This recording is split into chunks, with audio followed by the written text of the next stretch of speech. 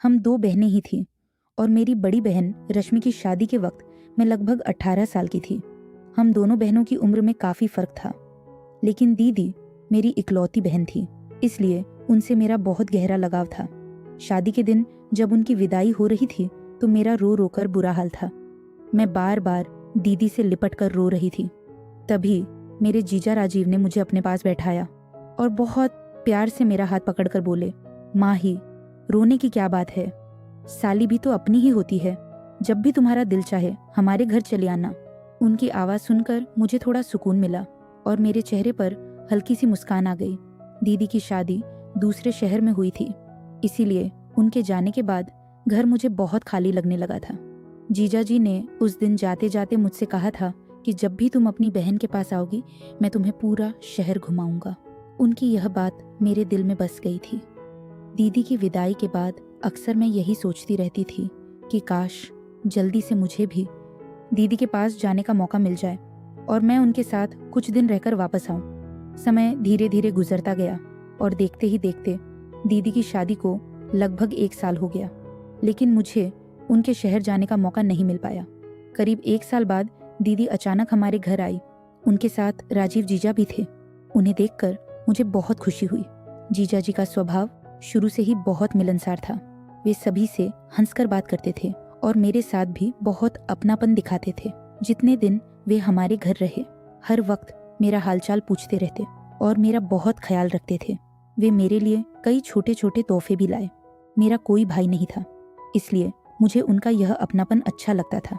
धीरे मुझे उनसे एक भाई जैसा स्नेह महसूस होने लगा था। लगभग 1 हफ्ता हमारे घर रहकर दीदी और जीजा वापस अपने शहर लौट गए। उनके जाने के बाद फिर वही सन्नाटा घर में लौट आया, लेकिन अब हमारे पास उनसे जुड़ी नई यादें थी जो हमें खुशी देती थी। करीब 2 महीने बाद दीदी का फोन आया। उनकी आवाज़ में खुशी साफ सुनाई दे रही थी। उन्होंने बताया कि वे माँ बनने वाली हैं। यह खबर सुनकर मैं, मम्मी और पापा सभी बहुत खुश हो गए। घर में जैसे खुशियों की लहर दौड़ गई थी। इतने दिनों बाद हमारे परिवार में इतनी बड़ी खुशखबरी आई थी, लेकिन दीदी की आवाज़ में थोड़ी परेशानी भी महसूस हो रही थी।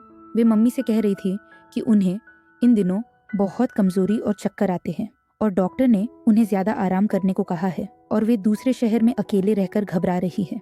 यह सुनकर मम्मी भी चिंतित हो गई, क्योंकि दीदी मम्मी की जान थी। मम्मी ने उनसे कहा, अगर चाहो तो कुछ दिन के लिए हमारे पास आ जाओ। लेकिन दीदी ने बताया कि डॉक्टर ने लंबा सफ़र करने से मना किया और राजीव भी उन्हें इतनी हालत में अकेले भेजने को तैयार नहीं है। यह सुनकर मम्मी ने थोड़ा देर सोचा और फिर कहा, तुम चिंता मत करो, मैं माही को तुम्हारे पास भेज देती हूँ। वह तुम्हारे साथ रहेगी तो तुम्हारा मन भी लगा रहेगा और घर के छोटे मोटे कामों में भी तुम्हारी मदद कर देगी। मम्मी की यह बात सुनकर दीदी बहुत खुश हो गई। उन्होंने तुरंत कहा कि ठीक है, लेकिन माई को अकेले मत भेजना, राजीव उसे लेने खुद आ जाएगा। मैं तो जैसे इसी मौके का इंतज़ार कर रही थी। मेरे दिल में तो पहले ही यह इच्छा थी कि मैं दीदी के घर जाऊं और कुछ दिन उनके साथ बिताऊं। इसलिए मैंने तुरंत खुशी खुशी अपना सामान तैयार करना शुरू कर दिया। मौसी बनने की खुशी भी मेरे दिल में अलग ही उत्साह भर रही थी। 3 दिन बाद ही राजीव जी जब मुझे लेने हमारे घर आ गए और मैं उनके साथ दीदी के शहर के लिए निकल पड़ी। सफ़र के दौरान वे रास्ते भर मुझसे हंसी मजाक करते रहे, मुझे शहर के बारे में बताते रहे। कुछ घंटों के बाद हम दीदी के घर पहुंच गए। दीदी का घर काफ़ी बड़ा था। वहाँ उनके ससुर और जीजाजी ही रहते थे, इसीलिए घर में ज़्यादा लोग नहीं थे। दीदी मुझे देखकर बहुत खुशी हुई।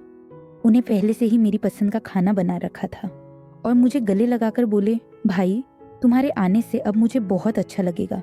उन्होंने मेरे रहने के लिए अपने कमरे के सामने वाला कमरा दिया था ताकि ज़रूरत पड़ने पर मैं तुरंत उनके पास पहुंच सकूं। घर में सब कुछ ठीक लग रहा था, लेकिन जब मैं दीदी के ससुर को नमस्ते करके उनके कमरे में गई तो मुझे उनका व्यवहार थोड़ा अजीब लगा। वे बिस्तर पर लेटे हुए थे और मुझे देखकर बहू कुछ उलझी हुई बातें करने लगे जो मुझे ठीक से समझ नहीं आई। तभी दीदी तुरंत वहां आ गई।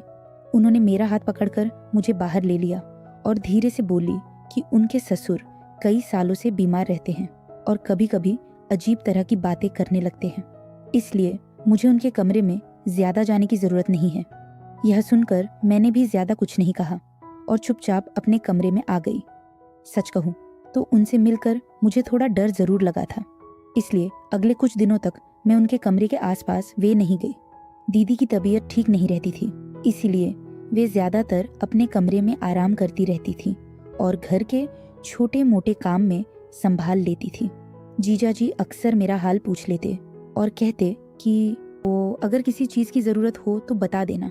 धीरे धीरे 3 दिन बीत गए और मुझे घर का माहौल थोड़ा समझ में आने लगा था। लेकिन चौथे दिन रात को एक ऐसी घटना हुई जिसने मुझे अंदर तक डरा दिया। उस रात खाना खाने के बाद मैंने किचन साफ किया और अपने कमरे में आ गई। गर्मी बहुत ज्यादा थी और मैं पसीने से भीग गई थी, इसलिए मैंने सोचा कि नहाकर सो जाऊं। मैं अपने कमरे के बाथरूम में चली गई। कुछ ही देर बाद मुझे अचानक ऐसा महसूस हुआ जैसे कोई मुझे देख रहा हो। पहले तो मैंने सोचा शायद मेरा वहम होगा, लेकिन फिर मेरी नज़र ऊपर रोशनदान की तरफ गई। वहां मुझे एक हल्की सी परछाई सी दिखाई दी। मेरा दिल जोर जोर से धड़कने लगा। मुझे लगा जैसे कोई वहां से जाकर आया हो। यह सोचकर मेरे हाथ पैर कांपने लगे। मैंने तुरंत जल्दी जल्दी अपने कपड़े पहने और घर घबराकर बाथरूम से बाहर निकल आई। डर के मारे मैं सीधे दीदी के कमरे की तरफ भाग गई। उस वक्त दरवाजा खटखटाना भी मैं भूल गई। अंदर पहुंची तो देखा दीदी और जीजा दोनों आराम से बैठे बात कर रहे थे। मुझे अचानक देखकर वे दोनों चौंक गए। जीजा जी ने कहा, रे माही, क्या तुम इतनी घबराई हुई क्यों हो? मैं कुछ पल के लिए चुप खड़ी रही। मुझे समझ नहीं आ रहा था कि मैं उन्हें क्या बताऊं। रोशनदान वाली बात कहने के लिए मुझे झिझक हो रही थी, इसलिए मैंने बात बदलते हुए कहा, मैं बस दीदी से पूछने आई थी कि उन्हें दूध चाहिए या नहीं। दीदी मुस्कुराकर बोली, नहीं माई, अब तुम जाओ और आराम करो। बाकी जो भी काम होगा मैं राज से कह दूंगी। मैं वापस अपने कमरे की तरफ लौटने लगे। तभी मेरी नज़र सामने से आते हुए दीदी के ससुर पर पड़े हुए बाहर से लौटकर अपने कमरे की तरफ जा रहे थे। उन्होंने मुझे अजीब नज़रों से देखा और धीरे से बोले, ओ बेटा, अपना ध्यान रखा करो और किसी पर भी जल्दी भरोसा मत किया करो। उनकी आवाज़ सुनकर मुझे थोड़ा अटपटा लगा और मैं बिना कुछ कहे जल्दी से अपने कमरे में आ गई। उस रात मुझे बहुत देर तक नींद नहीं आई। मेरे मन में बार बार यही सवाल आ रहा था कि आखिर उस रोशनदान पर वह परछाई किसकी थी? क्या वह सिर्फ मेरा वह भ्रम था या सच में कोई मुझे देख रहा था? और अगर कोई था तो वह कौन हो सकता है? उसे यह सोचते सोचते पूरी रात गुजर गई और मेरे मन में एक अजीब सी बेचैनी घर कर गई थी। अगले दिन सुबह जब राजीव जी ऑफिस जाने लगे तो जाते जाते बोले, माही, मैं आज शाम को थोड़ा जल्दी आ जाऊंगा, फिर हम दोनों बाजार चलेंगे, तुम्हें शहर भी दिखा दूंगा। उनकी आवाज़ सुनकर मैंने बस हल्की सी मुस्कान दे दी, लेकिन मेरे मन में पिछली रात की घटना अभी भी घूम रही थी। मुझे समझ नहीं आ रहा था कि वह सब मेरा वहम था या किसी बड़ी परेशानी की शुरुआत। अगले कुछ घंटों तक मैं यही सोचती रही कि मुझे सावधान रहना होगा, क्योंकि कभी कभी इंसान जिस जगह को सुरक्षित समझता है वहीं से अनजाने डर को भी सामने आ जाते हैं। अगले कुछ घंटों तक मैं यही सोचती रही कि पिछली रात जो कुछ हुआ वह सिर्फ मेरा वहम था या सच में कोई मुझे देख रहा था। लेकिन फिर मैंने खुद को समझाया कि शायद नए घर और नए माहौल की वजह से मैं ज़रूरत से ज़्यादा सोच रही हूँ। सुबह का समय धीरे धीरे बीत गया। दीदी दवाई लेकर आराम कर रही थी और मैं घर के छोटे मोटे काम संभाल रही थी। दोपहर तक सब कुछ सामान्य लगने लगा था, लेकिन मेरे मन की बेचैनी पूरी तरह खत्म नहीं हुई थी। शाम होने लगी तो मुझे याद आया कि जीजा ने कहा था वे मुझे बाजार घुमाने ले जाएंगे, इसलिए मैंने जल्दी जल्दी अपने काम खत्म किए और तैयार होने लगी। दीदी ने मुझे देखते हुए मुस्कुराकर कहा, माही, तुम तो आज बहुत अच्छी लग रही हो, लगता है तुम्हें बाहर घूमने जाने की बहुत खुशी है। मैंने भेस कर कहा, दीदी, इतने दिनों बाद बाहर निकलने का मौका मिल रहा है, इसीलिए अच्छा लग रहा है। थोड़ी देर बाद ही राजीव जीजा ऑफिस से लौट आए। उन्होंने मुझे तैयार देखकर कहा, चलो माई, देर मत करो, बाजार चलते हैं। दीदी ने भी कहा कि ज्यादा देर मत करना और ध्यान से जाना। मैं और जीजा घर से बाहर निकल गए। रास्ते भर वे शहर के बारे में बताते रहे और मुझे कई जगह दिखाई। बाजार काफी रोने को वाला था। उन्होंने मेरे लिए कपड़े और कुछ छोटी छोटी चीजें खरीद दी। मैंने कहा कि इतना सब लेने की ज़रूरत यह नहीं है, लेकिन वह मुस्कुराकर बोले, तुम पहली बार आई हो, इसलिए यह सब मेरी तरफ से है। उनकी बात सुनकर मुझे थोड़ा अच्छा भी लगा, लेकिन कहीं ना कहीं मेरे मन में पिछली रात की बात अभी भी चल रही थी। थोड़ी देर बाद हम वापस घर लौट आए।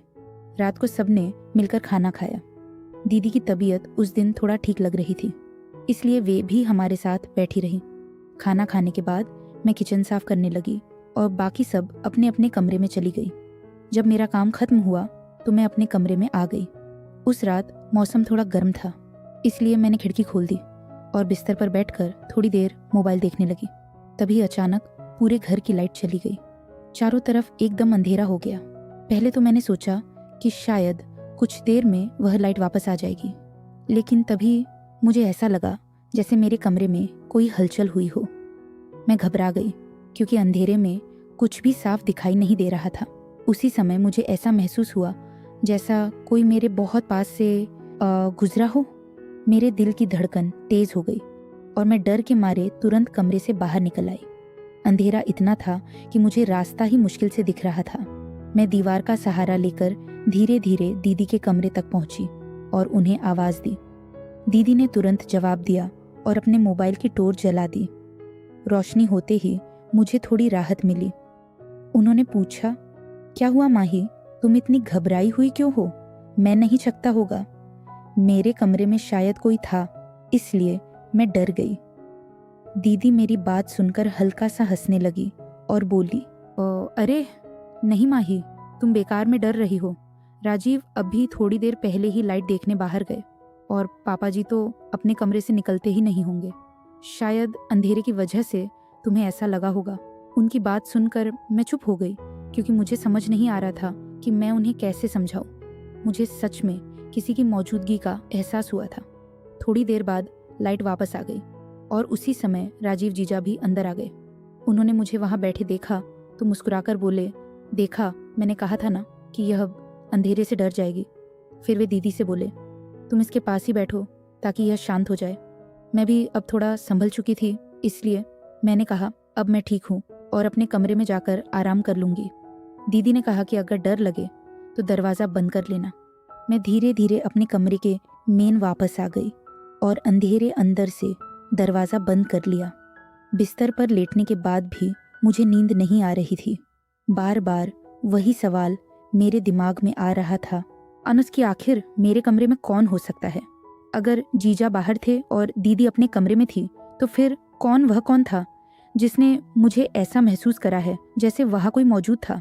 यह सोचकर मेरे मन में फिर वही शक आने लगा कि कहीं दीदी के ससुर तो कमरे के पास नहीं आए होंगे। लेकिन फिर मैंने सोचा कि शायद यह सब मेरा भ्रम हो सकता है। बहुत देर तक सोचने के बाद आखिरकार मुझे थोड़ी नींद आ। अगले सुबह जब मैं उठी तो घर का माहौल बिल्कुल सामान्य था, जैसे कुछ हुआ ही ना हो। मैं किचन में जाकर चाय बनाने लगी। तभी थोड़ी देर वाजा जी भी ऑफिस जाने से पहले वहां आ गए। उन्होंने सामान्य तरीके से पूछा कि रात को अब तो डर नहीं लगा। मैंने कहा, अब सब ठीक है। फिर भी ऑफिस ले गए। दिन का समय धीरे धीरे बीतने लगा। दोपहर के वक्त दीदी दवाई लेकर सो गई थी और मैं किचन में दोपहर के खाने की तैयारी कर रही थी। तभी अचानक पीछे से किसी के माँ ने कहा, आभास हुआ। मैंने मुड़कर देखा तो राजीव जीजा खड़े थे। मैं थोड़ा हैरान ना हुई क्योंकि वे तो ऑफिस गए थे। उन्होंने कहा कि एक ज़रूरी काम याद आ गया था, इसलिए थोड़ी देर के लिए अब वापस आना पड़ा। फिर वे किचन के पास खड़े होकर मुझसे बातें करने लगे। उनकी बातें सुनकर मुझे थोड़ा अजीब लगसा लग रहा था क्योंकि उनके लहजे में पहले जैसा हल्का मजाक नहीं था, बल्कि कुछ अलग ही अंदाज था। उन्होंने मेरी तरफ देखते हुए काम आए, तुम यहाँ आने के बाद घर में रौनक आ गई। यह सुनकर मैंने बस हल्का सा जवाब दिया और काम में लगी रही।